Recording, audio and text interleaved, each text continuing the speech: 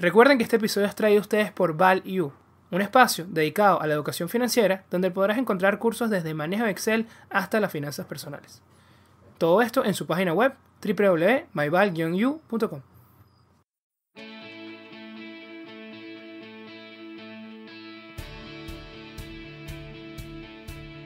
Hola a todos, bienvenidos nuevamente a otro episodio de Networking de Ideas, donde los buenos conocimientos se conectan. Hoy tenemos de vuelta a Andrés, había estado un par de semanas lejos del programa. Bienvenido de vuelta, Andrés. Gracias, Ramón. Nunca lejos, siempre presente. Buenísimo, sí. Hoy te vamos a necesitar porque vamos a tocar un tema bastante importante que creo que se pasa por alto la importancia que podría tener, ¿no? Es algo que no se suele hablar mucho, pero puede aportar muchísimo valor para cualquier persona y lo más importante, independientemente, de cuál es tu estrategia de inversión. Más bien te va a ayudar a fijarla. Entonces, el tema que vamos a hablar hoy es por qué es importante tener un checklist a la hora de invertir. Bueno, primero, así como podemos tomar un ejemplo en la vida real de otra profesión, como hacen los pilotos, y nos dirán después nuestros amigos pilotos escuchas, que ellos necesitan hacer un checklist justo antes de iniciar un vuelo para validar que todo esté en orden. Es decir, todo lo que esté bien con el avión, todo tiene que estar perfectamente adecuado y todo se tuvo que haber hecho antes, porque si no, nos estamos arriesgando a que suceda un error simplemente por omisión. Y en este caso el error podría ser fatal. Y bueno, si vamos al mercado también, estamos arriesgando nuestro dinero de cierta manera y un error prácticamente también podría ser fatal. Entonces, por eso es la importancia de un checklist. Y bueno, básicamente también, de lo que hablaba al principio, es que la lista de verificación, como podríamos llamarla, nos permite basar nuestra estrategia de inversión. Es lo que realmente nos va a permitir a nosotros decir qué es lo que yo estoy buscando en el mercado y qué es el tipo de acciones que yo voy a comprar o el tipo de empresas. Hay personas que tienen éxito comprando acciones de Tesla. Hay otras que compran acciones más estables, como puede ser el caso de Coca-Cola. Pero cada uno de ellos, los que tienen éxito de verdad, tienen una serie de criterios que deben validar por qué sí comprar Tesla, por qué sí comprar Coca-Cola, que va dependiendo de cada uno de ellos. Si vamos al caso contrario, si no tenemos una lista de verificación, si no tenemos un checklist, no vamos a tener una estrategia. ¿Por qué? Porque cada inversión la vamos a pasar por un instinto, es decir, voy a invertir en esta empresa porque sí, o porque me gusta, o porque me la recomendaron, y eso no es ninguna estrategia. Y si pensamos que hacemos eso, por lo menos, me recomendaron esta empresa que es buenísima, seguro que esta persona que me la recomendó siempre le va bien en el mercado, esta empresa seguro va para arriba, una excelente inversión, y dices, bueno, solo esta vez, porque esta persona me la recomendó, la voy a comprar. Ese solo esta vez, te prometo que se va a convertir en 7 u 8 veces lo mismo y probablemente sean errores. Entonces, por eso es importante la lista de verificación. Hace que no pasemos nada por alto. Entonces, como siempre, vamos primero a mencionar una lista de algunos de los inversionistas más exitosos. En este caso, escogimos la de Bill Ackman, ¿cierto, Andrés? Sí, correcto. Bill Ackman. Estaba muy tendencia este año. Sí, no, le ha ido súper bien este año y ha sido muy mediático también, no solo que le ha ido con buen rendimiento, sino que ha aparecido en televisión, etcétera. Pero de verdad que es un inversionista muy exitoso, activista también, y que maneja muchísimo dinero, entonces de verdad que es alguien que está pendiente muy de cerca de su checklist, ¿no? Su fondo maneja más de 8.600 millones de dólares, entonces es alguien que realmente sabe de lo que está hablando. Entonces, ayúdame con la lista, Andrés. Vamos con la ¿Cuáles son los lista. puntos? Amado y odiado Bill Ackman. Yo tengo sentimientos encontrados con él, pero, Pero es un pero gran bueno, inversor. Eso sin no se puede. duda, sin duda. No, no, sin duda es excelente, súper polémico. Y bueno, la verdad concuerdo con muchas de las cosas que trajo y que les traemos a ustedes el día de hoy. Son ocho ítems, 8 aspectos. El primero, él dice que tenemos que tener un negocio que sea simple y predecible. Número uno. Eso es lo número uno, creo que se explica solo. Por ejemplo, invertir de repente en un negocio típico, por ejemplo, de lo que es el venture capital o inversiones del capital de riesgo, probablemente no entran en esta lista. Y bueno, es algo que yo creo que va simplemente con el estilo de cada uno, ¿no? Entonces es algo que puedas Correcto. entender, que sea predecible, estable. Segundo, que tenga una posición dominante en el mercado. y esta parte que la estábamos conversando antes del episodio, ¿qué significa ser dominante en el mercado? Eso es algo como muy, muy ambiguo. Yo creo que ser dominante en el mercado no significa necesariamente que se estés en el puesto 1 o en el 2, en el 3 o en el 10, sino para mí significa que tienes una cuota de mercado que es estable y que, bueno, en la medida de lo posible ha ido creciendo. ¿Cómo puedes validar eso? Bueno, tú validas la cuota de mercado de la empresa, cuánto de los ingresos que se han estado generando en ese mercado los está captando esa empresa que estás viendo. Y si eso ha sido estable o ha venido creciendo en el tiempo, yo creo que te dice mucho de que la empresa que estás viendo no solamente es dominante en el mercado, sino que probablemente también tiene una buena ventaja competitiva, que lo hemos conversado, un buen moat, Correcto. porque no Un hay moat. otras empresas que le estén quitando esos clientes. Estoy 100% de acuerdo con ese segundo punto. También creo que es importante resaltar lo que estamos conversando, ¿no? Que más allá de, por ejemplo, si tú tienes una empresa que tiene, por decir algo, el 60% de la cuota de mercado y tienes otra que tiene el 40%, no significa que ese 40% no sea dominante del mercado, siempre y cuando sea estable y si ha venido creciendo mucho mejor. Entonces, bueno, eso Correcto. yo creo que no se trata tanto de fijarse si es en la medalla de oro o la de plata, pero sino más bien si esa medalla de plata es sostenible en el tiempo, caso de que sea el segundo. El tercero, Es así. que tenga muy baja exposición a riesgos externos, que no pueda controlar. Muchas veces las empresas, por ejemplo, de seguros que gestionan riesgo, ellas lo que hacen es precisamente gestionar riesgo, pero también tienen una exposición grande a riesgo. Entonces, bueno, este es un punto donde yo difiero un poco de Ackman, porque creo que los riesgos son gestionables y de eso viven las empresas de seguro, ¿no? Y las empresas de seguro han probado que son de las más, un modelo de negocio de los más rentables de la historia. Bueno, Warren Buffett con Geico en Estados Unidos, que bueno, ha ganado demasiado dinero con esa empresa. A mí particularmente me gusta mucho, pero bueno, también entiendo por dónde va, desde el punto de vista de que cuando haces la famosa matriz DOFA, aquellas amenazas que son riesgos externos que no son implícitos del negocio, yo creo Estás expuesto.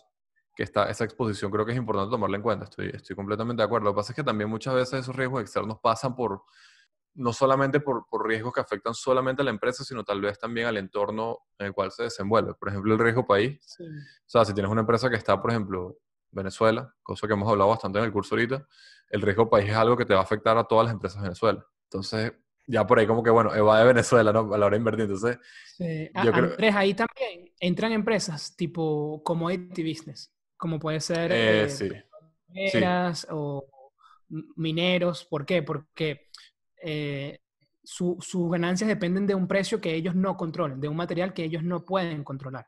yo las evito. Las aerolíneas también, por el tema el tema del combustible, que al final es un commodity que está afectando su estructura de costo.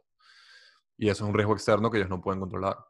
Correcto. Entonces, sí, estoy de acuerdo en ciertos puntos. Lo mitigan, ojo, esa parte está muy bien la que tú mencionaste porque es verdad, los seguros mitigan y están todos estos instrumentos financieros que no vamos a entrar en detalle, que de cierta manera sí ayudan a gestionar los riesgos, pero no podemos negar que justamente si lo vemos como ese cuadrito de matriz FODA, él busca es que haya la Haya menor cantidad de menos, amenazas exacto. posible. O sea que, y ese es su Exacto. estilo, pues de repente, No, está bien. diferente A mí para también cada me persona. gustaría. Yo prefiero una empresa que no tenga riesgos, obviamente.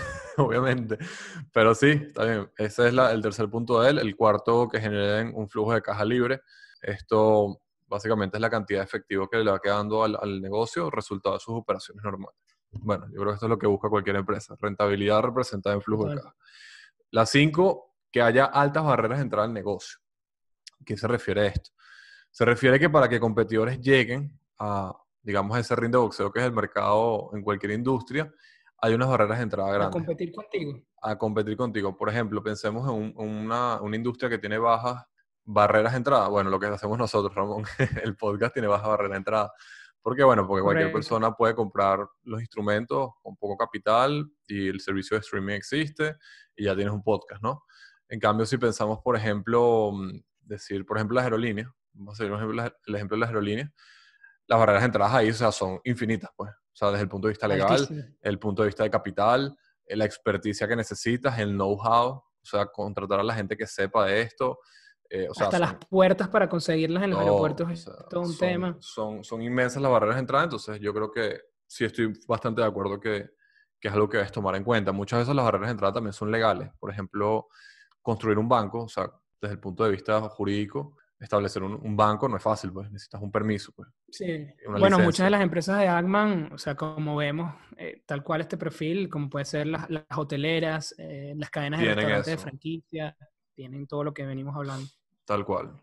Sexto, que tengan una excelente gerencia y cultura organizacional.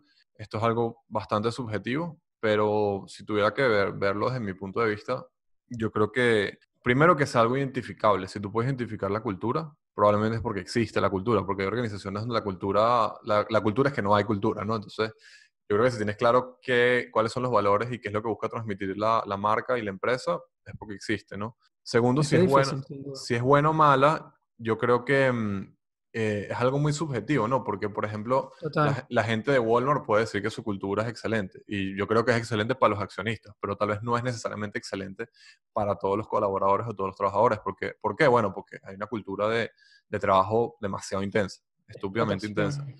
Explotación. Sí, casi que llega a explotación, pero ojo, como es cultura, esto viene desde arriba. O sea, hablando inclusive en el libro que vamos a publicar próximamente en nuestras redes de Walmart, que lo leí hace tiempo, muy bueno. Hablan de que Sam Walton, el mismo Sam, o sea, ya billonario, él iba a trabajar sábados 9 de la mañana con todos los directivos. Pues.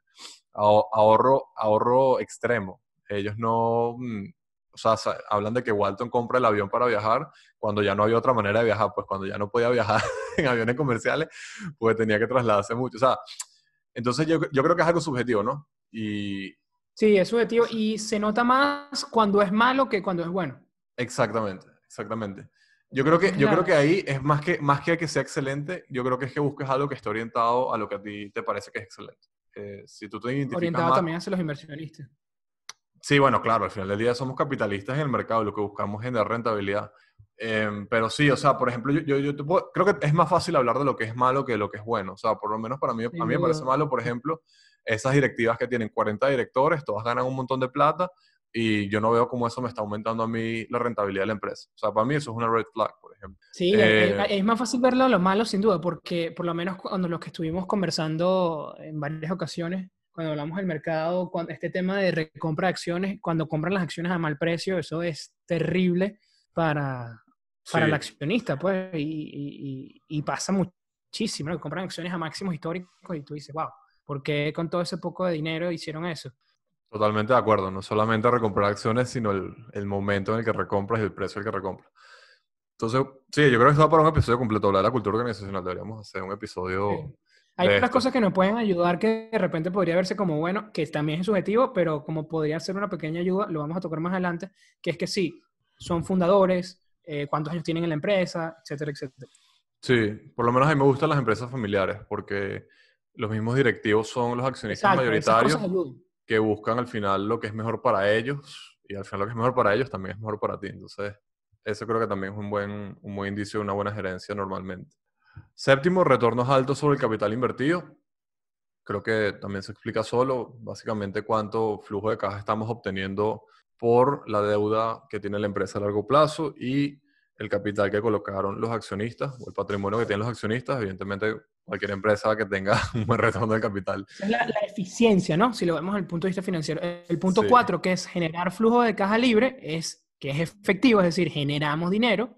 Y el exacto. punto 7 simplemente es eficiencia, o sea, qué tanto dinero estamos generando Con lo que tenemos. con el que estamos invirtiendo. Exactamente. Bueno, evidentemente ahí buscamos los mejores valores posibles. Y yo creo que eso también te Correcto. habla de una buena gerencia también, que es el punto 6. Y Exactamente. finalmente el octavo, que haya una solidez, en este caso en el balance o el estado de situación financiera. Básicamente que, bueno, que tenga poca deuda, que tenga una buena liquidez, una buena gestión del capital de trabajo. Uno con el tiempo como que cuando ya ve los balances uno ya sabe, uno sabe ya de entrada cómo está eso.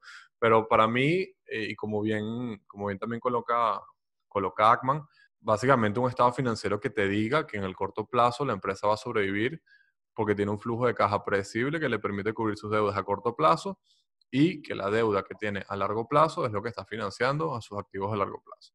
Tal Que sea cual. una ¿Por deuda qué? baja, evidentemente. Y ya ¿Por con qué? Porque eso, nosotros con eso no nos vamos a ver afectados, o sea, no solo la empresa va a continuar con su actividad normal, sino que nos va a permitir que nosotros los accionistas no nos veamos afectados con cualquier evento que pudiera pasar, porque si no tenemos una liquidez adecuada o no tenemos una solvencia necesaria para la empresa, probablemente las formas de financiamiento van a pegar directamente contra los inversionistas. ¿Cómo puede ser la forma de financiamiento? Emitir más acciones, nos van a diluir, es decir, van a sacar más acciones a la venta, o también adquiriendo préstamos y probablemente con una situación financiera, digamos, mala, los préstamos van a ser más costosos y esto nos va a generar intereses que nos van a afectar nuestro efectivo.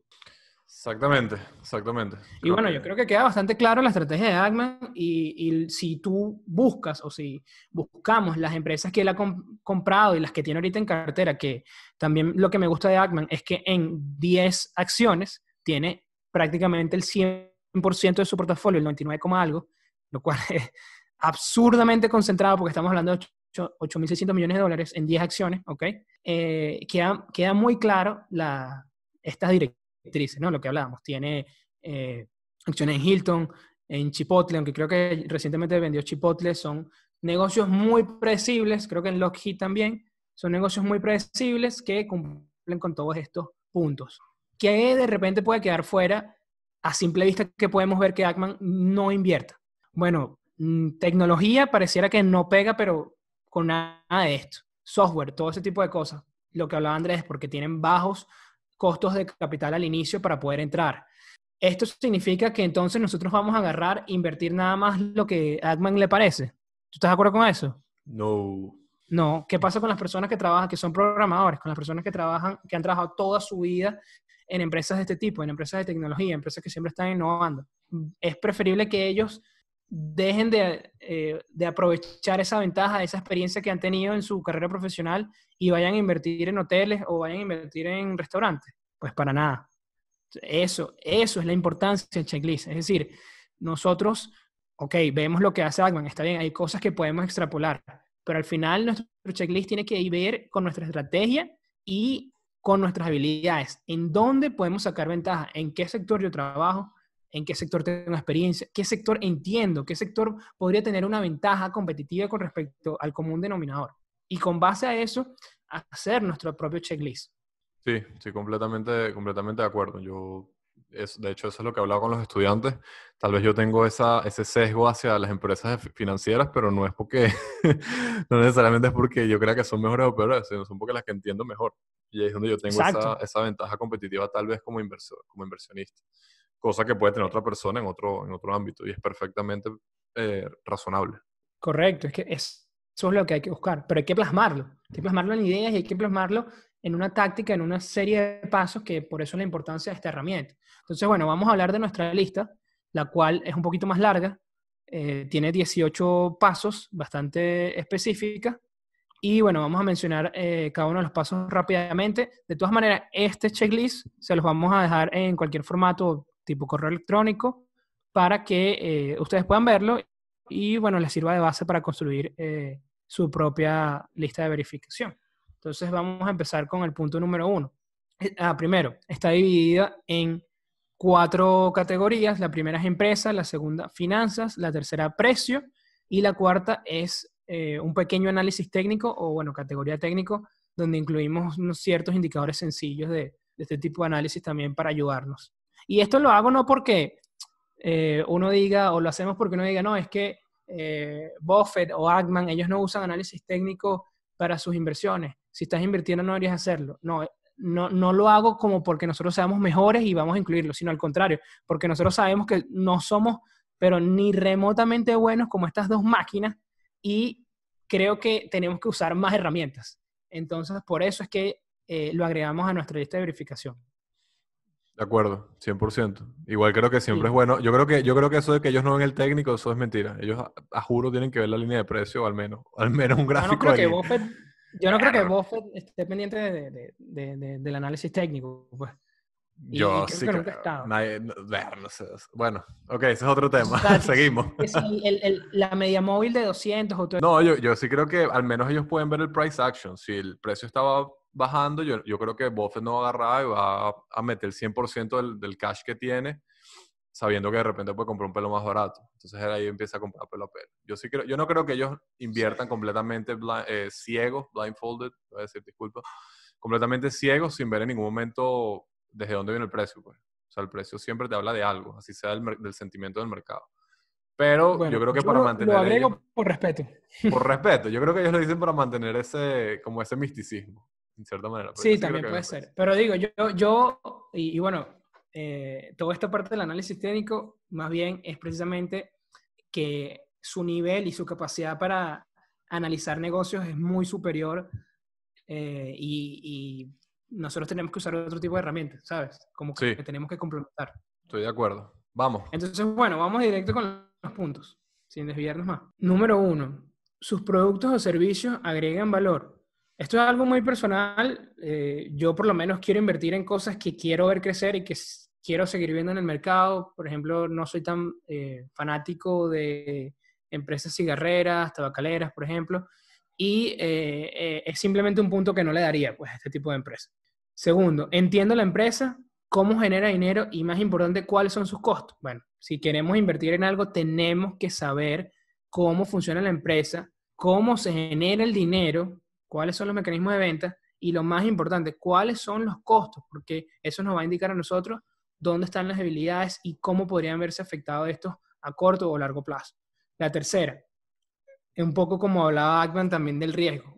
Entra esta. Esta empresa controla su destino o sus ingresos dependen poco de factores externos, es decir, tiene una baja exposición a factores que no puede controlar. Eso es importante para mí. Cuarto, conozco el CEO y a la gerencia, es decir, es fundador, sé quién es la persona, digamos, por una pequeña investigación puedo ubicarlo sus trabajos anteriores, etcétera. Esto parte de lo que me puede ayudar a si es una buena gerencia o no. Para mí es importante conocer a la persona que está al mando y a los que están en la junta directiva al momento de hacer una inversión de mi capital. Vamos a la segunda categoría, a las finanzas. Finanzas. Bueno, leer los 10K, si estás invirtiendo en Estados Unidos, que son los informes anuales, y leer al menos 10 años.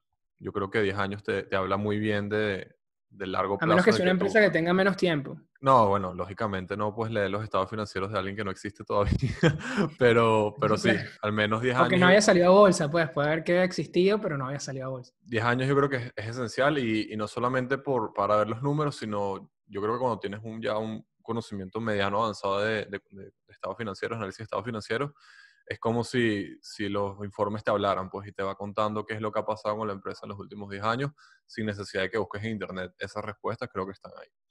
Es el El paso sexto, 5. ese es el 5. El sexto, que tenga un retorno sobre el capital invertido que mencionamos previamente. Más o menos un 20% es lo que nosotros buscamos. Evidentemente, todos estos números, si un poco menos o un poco más, creo que hay un margen siempre de flexibilidad, pero 20% sería algo ideal. Como dijimos previamente, se calcula dividiendo el flujo de caja entre el patrimonio y la deuda a largo plazo, que básicamente es ese retorno que nos está generando los recursos que tenemos invertidos. El séptimo, que haya tenido un crecimiento de su patrimonio, al menos un 10% más o menos anualizado. Evidentemente, esto también depende de la industria en la que está operando la empresa que estamos viendo, pero esto lo que nos dice es qué tanto está creciendo la inversión de los accionistas de manera intrínseca en el negocio, qué tanto está creciendo el patrimonio de las personas que colocaron su capital.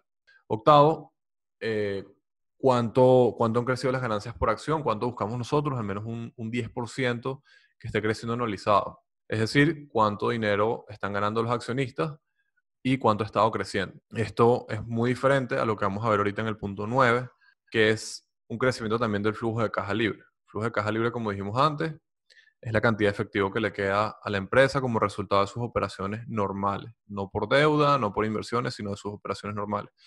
¿Por qué es diferente? Porque las ganancias se calculan, para los que no saben o tienen poco conocimiento de contabilidad, las ganancias se calculan bajo una base de devengo, ¿ok? Que es cómo se calcula o cómo se maneja la contabilidad desde, bueno, desde su prehistoria. Y el flujo de caja libre lo que te habla es el efectivo. Entonces, ¿por qué nosotros consideramos que es importante incluir las dos? Bueno, porque si las dos están creciendo, no hay pele, pues. O sea, ahí no hay ningún riesgo. En cambio, si nada más está creciendo el Okay. flujo de caja, te puedo hablar un poco de que está muy apalancada la empresa, por ejemplo. Y si nada más están creciendo las ganancias, también puede ser que estén creciendo porque están creciendo nada más las cuentas por cobrar los Se ingresos, puede pero se maquillar las pueden ganancias siempre. súper maquillar, pero al final del día la caja registradora no está sonando. Entonces es una buena manera Okay. de mitigar esos riesgos por los lados. Después tenemos un crecimiento de 10% al menos en los ingresos, en el punto 10. ¿Por qué? Bueno, porque esto nos va a hablar de Las cómo ventas. de las ventas, exactamente, del tamaño de la empresa, que al final es lo que nosotros buscamos, una empresa que crezca. Después tenemos el punto 11, que nos tenemos que preguntar si su margen operativo en los últimos 5 años ha sido estable o ha mejorado. ¿Por qué es importante esto? Porque buscamos son empresas que sean predecibles en el tiempo, porque eso nos va a reducir el riesgo, y un margen operativo que se haya mantenido igual o en la medida de lo posible haya mejorado, nos está hablando de que hay una buena eficiencia y una buena gerencia. En mi opinión hay una buena gerencia Y de porque la ventaja competitiva también. y de la ventaja competitiva. Es que todo está vinculado. Pero sí, yo creo que el tema de los márgenes y cómo esos márgenes se comportan es muy importante, porque a mí no me sirve de nada, a mí como Andrés, yo jamás buscaría una empresa que, que un año tenga un margen y tenga unas ganancias grandísimas y al año siguiente, ¿sabes?, pierde plata y al año siguiente gana. O sea, Tal cual. eso no es O, lo que o estas buscamos. empresas que están muy de moda ahorita que aumentan las ventas durísimo, pero ves los márgenes operativos y Y no hay nada más bien casi está que... bajando, Sí. pues, o sea, es a costa de precio, pues, por lo menos muchos de esos crecimientos de venta.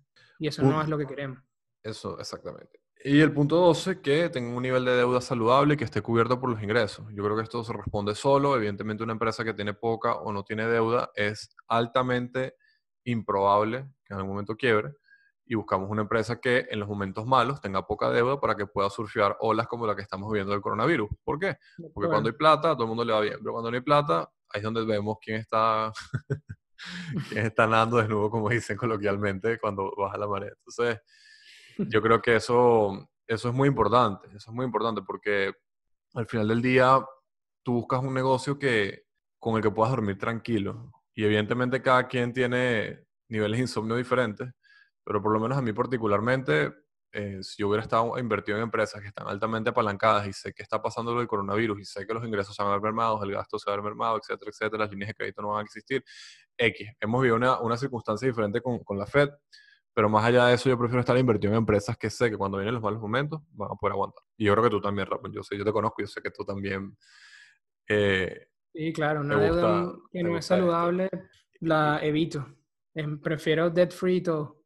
tal cual, tal cual. La deuda es buena en algunos momentos para hacer No, claro, inversiones, sí, sí, sí.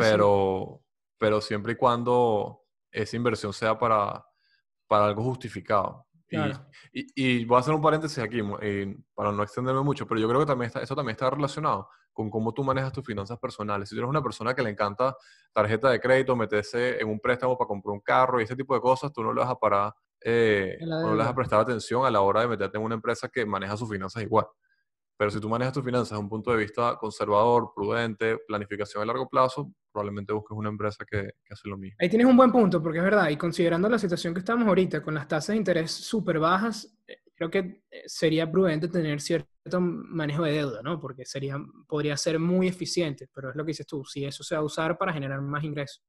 Claro, es que al final lo que tú buscas es que tu costo de la deuda sea menor que el rendimiento que estás teniendo. Punto y Tal final. cual. Más nada. Si no lo es o es muy ajustado, no tiene sentido lo que estás haciendo. Sí. Al menos de que estés creciendo en ingresos ampliamente y después puedas reducir la Pero deuda y mucha mantener la deuda es cuota. injustificable, ahí estamos de Pero acuerdo. sí, un nivel de apalancamiento grande normalmente es una, una señal de que algo no Paso. está bien. Y bueno, ahora vamos con el precio.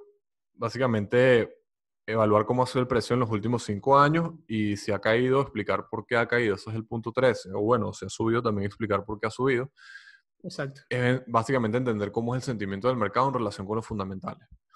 Yo creo que ni porque haya subido ni porque haya bajado necesariamente es bueno o malo, sino lo importante es que tú entiendas por qué esto se ha comportado así. Y si no encuentras una respuesta de por qué se ha comportado así, yo creo que tienes que volver a hacer la pregunta repetidas veces y buscarlo, mirar o verlo desde otra perspectiva, porque es muy poco probable que de todas las personas en el mundo, de todas las personas que están evaluando ese precio y esa empresa, tú seas la única que no entienda qué es lo que está pasando. Sí, y compararlo con un índice de repente y Claro, ver claro, evaluarlo en el esos contexto. últimos 5 años con esa empresa con respecto al índice, qué tal le ha ido, ¿no? Porque, oye, 5 años es un periodo bastante considerable, ¿no? Entonces, si realmente le ha ido muy mal con respecto al índice, para mí puede ser un punto rojo. Tal Porque, cual. bueno, no es nuestra estrategia, pues de repente a los deep value investors esto no es importante, pero por eso lo que decíamos, ¿no? Cada quien tiene que ir formando su Filosofía, checklist. sí. 14, si el precio es barato en términos absolutos y no relativos. Es ¿Qué importante. pasa? El tema de lo que es barato y que es caro no solamente es subjetivo, sino muy bien como pusimos acá. Yo creo que tú tienes que evaluarlo. No es si está barato porque ha caído de precio. Algo que ha caído de precio solamente porque ha caído de precio no significa que esté barato. Y solamente porque ha subido de precio no significa que esté caro. Significa que está barato o caro, o en mi opinión, lo que es barato y es caro es en relación a lo que tienen los fundamentales. Punto y final. O sea, si la empresa ha aumentado de precio 10 veces, lo que yo me preguntaría es, ok, esta empresa es 10 veces mejor ahora. Si la Tienen respuesta 10 es veces más ingresos. no necesariamente ingresos, pero, o sea, ingresos es una también. O sea, yo creo que todas las métricas que hemos estado hablando desde el punto de vista financiero, se ha aumentado el valor para los accionistas, desde el punto de vista también del ROIC, o sea, muchas cosas, pero esa es la pregunta que yo me hago. O sea, esta empresa es 10 veces mejor, esta empresa es 10 veces más grande con todo lo demás, con los márgenes que tiene, con la misma eficiencia. Esa es la pregunta que yo me hago. Si la respuesta es no, probablemente está cara. Caso contrario, si ahora cuesta la mitad, esta empresa ahora es la mitad de buena. Esta empresa es la mitad de buena que era cuando valía lo que valía antes. Y si la respuesta es no, entonces tal vez tienes una oportunidad de hacer una inversión. Eso es lo que yo me pregunto siempre, porque solamente porque la empresa ha crecido o solamente porque ahora me está generando unas ganancias mayores por acción, tampoco es, o sea, tú no puedes ver los indicadores de manera individual, tienes que verlo como un conjunto. Y sí, ¿Cuál? ese es el punto 14, pues. Si el precio es barato en términos absolutos, evidentemente, ya lo hemos conversado, margen de seguridad, tienes que buscar comprar por debajo de lo que es su valor intrínseco, lógicamente. Entonces, bueno, si el precio es atractivo, compramos. Y 15, si el precio actual no depende de cumplir expectativas futuras. Yo creo que este es un punto también bastante importante. ¿Por qué? Porque recordemos que el mercado es irracional y la gente se balancea sobre un péndulo, como diría nuestro amigo José Miguel Farías, el péndulo de la codicia y el miedo.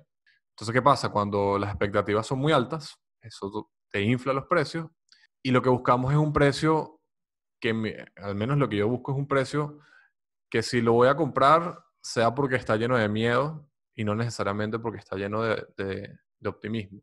Porque normalmente los seres humanos sobreestimamos siempre las cosas. Y eso lo puedes ver inclusive en el pricing de las opciones, que la volatilidad, esto es algo un poco más avanzado, no, pero que la volatilidad histórica siempre es menor que la expectativa.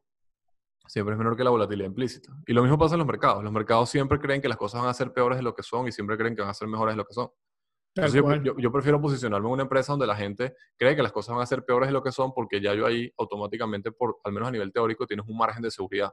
Caso contrario, caso que si tú compras una empresa, por lo menos ahorita, no estoy diciendo que esté caro o barata porque no lo he evaluado, pero por ejemplo, para mí comprar Tesla ahorita, o sea, yo lo pensaría 10 veces antes de hacerlo o 100 veces antes de hacerlo, porque ya yo sé que hay un optimismo demasiado alto con ese título en particular.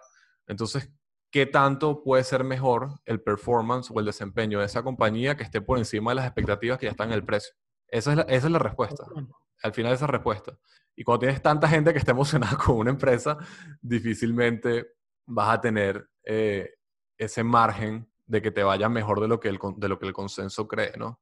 El precio que está pagando, en ese ejemplo es buenísimo, porque el precio, a mi opinión, ¿no? El precio que estás pagando ahorita, estás diciendo que va a ser, porque es el automaker, en inglés, o el fabricante de autos más valioso del mundo, o sea, estás diciendo que va a ser el auto que más carros va a vender en un futuro cercano, porque eso es lo que yo entiendo, ¿no? Es más valioso, o sea, tienes que ser el que más ingresos genera, el que más carros vende, y realmente si tú ves la foto, ok, las otras empresas de verdad que de autos han dejado mucho que desear, han hecho las cosas mal en muchos sentidos, pero está demasiado lejos. Si tú ves la cantidad de carros producidos y las expectativas que se tienen de fabricación a futuro, o sea, es que está muy lejos en la foto para que ese escenario se dé. Entonces, de verdad que, por lo menos para mí, ahí es un ejemplo claro donde el precio depende de cumplir unas expectativas futuras y de paso unas expectativas que se ven muy difíciles. Ojo, obviamente aquí estamos hablando de lo que es inversión en bolsa desde el punto de vista a largo plazo convencional, pues value investing y tal vez un poco de growth. Evidentemente lo que es venture capital no aplica acá porque venture capital o inversión de capital de riesgo, simplemente te compra expectativas futuras, ¿no? Pero Claro. para que esté claro, pues porque tal vez va a salir alguien y va a decir, bueno, pero ajá, y las empresas que levantan $100 millones con, con una presentación de PowerPoint, bueno, ok, claro, pero eso es otro estilo de inversión, ¿no? Estamos hablando de la inversión Claro. convencional a largo plazo. Hay otro checklist para eso. Exactamente. Y a nivel técnico, ¿qué tienes, Ramón? ¿O qué Esa es estás la viendo? última. Es importante también, como mencionábamos, evaluar las herramientas técnicas. Aquí pusimos 3 indicadores básicos, es decir, yo personalmente, si estoy haciendo una inversión a largo plazo, probablemente no haga un análisis técnico muy detallado. ¿Qué significa esto? No es que voy a agarrar diferentes timeframes, diferentes gráficos en diferentes momentos, que si semanal, diario, velas en diferentes horas, porque no es mi objetivo, ¿ok? Porque realmente no es lo que estoy buscando. Pues yo estoy buscando invertir en una empresa, no estoy buscando hacer un trade. Pero sí es importante, como mencionaba Andrés, ver, oye, esa historia fundamental de verdad está siendo acompañada por el mercado. Eso que yo creo que es una buena empresa, realmente lo está reflejando o hay algo que de repente me estoy pasando por delante. Entonces el mercado es el que nos puede ayudar a entender eso. Para eso veo el punto 16, que es la media móvil de 200 días, es simplemente el promedio de precio que ha tenido la acción en los últimos 200 días. ¿Y por qué este es tan importante? Bueno, porque 200 días es prácticamente los días de operación en un año. Entonces esto nos dice cuál ha sido ese precio promedio y se dice mucho que la media de 200 es como esa línea salvadora, de que si llega a caer por debajo del promedio de 200, muchas veces, y lo he visto, se va al inframundo. Entonces realmente vale la pena echarle un ojo de que esté por encima o esté por debajo. El punto 17 es el estocástico, que simplemente nos dice el momentum que está teniendo la acción. Es decir, este indicador nos dice qué tan cerca está cerrando del precio máximo en sus últimos X días. Yo normalmente veo por defecto, estocástico es con 14 días. Entonces, no, ese nos da una medida de 0 a 100 que nos dice qué tan cerca, o sea, por qué tan porcentaje, qué percentil él está cerrando con el precio más alto que ha tenido en esos 14 días. Por lo menos, si el último precio el precio más alto en 14 días es 100 y el precio que estoy viendo hoy en pantalla es 99, me va a dar un estocástico de 0,99. Entonces eso nos dice el momento y también nos puede ayudar, ojo, este indicador es un poco retardado, es lo que llaman lagar, es decir, probablemente necesita que pase el cambio de tendencia para tú verlo, pero de cierta manera sí te puede ayudar, no es determinante, obviamente, como mencionó Andrés, esto también hay que verlo en conjunto, en uno solo, pero sí te puede ayudar a encontrar esos momentos cuando la empresa está demasiado comprada o demasiado vendida. Cuando normalmente se dice cuando está por encima de 0,80 o del 80%, es que está entrando en un momento ya de saturación del precio. Es decir, ya la misma acción necesita que con un proceso natural, que las personas que estaban antes tomen sus ganancias y empiecen a vender y que el precio puede corregir un poco. Y caso contrario, ya cuando la acción ha caído demasiado en precio y vemos el estocástico en 20% o por debajo, nos puede dar esa condición de sobrevendido. Es decir, ya es necesario que las personas que están en corto también tomen sus ganancias y que la acción recupere cierto de su precio. Claro, es una posición de sobrevendido y sobrecomprado se puede mantener muchísimo tiempo. No es determinante por sí solo, pero sí es una buena señal no verlo. Nos dice también qué tan saludable, oye, estoy entrando en un buen momento o de repente puedo esperar un poco más. Y el último es el MACD, que es simplemente lo que se llama el cruce de diferentes medias móviles. Así como la primera, que era la de 200, el MACD se utiliza cruzando la media móvil de 8 días. Bueno, se puede utilizar diferentes. Yo uso la de 8 días contra otra de mucho más tiempo, que en este caso sería 17. ¿Y qué nos dice esto? Bueno, esto es una comparación del promedio que ha tenido la acción en 8 días con respecto al promedio que ha tenido en 17 días. ¿Qué queremos ver aquí? Claro, que el promedio más reciente esté más arriba que el promedio de más tiempo, pues de 17. Y nos dice tal cual de que los precios cada vez están más arriba. Es una posición, de cierta manera, sana técnicamente. No me regañan aquí los value investors. Y nos dice eso, básicamente, de que tenemos una posición o una acción que está mostrando un buen price action, está mostrando un buen comportamiento.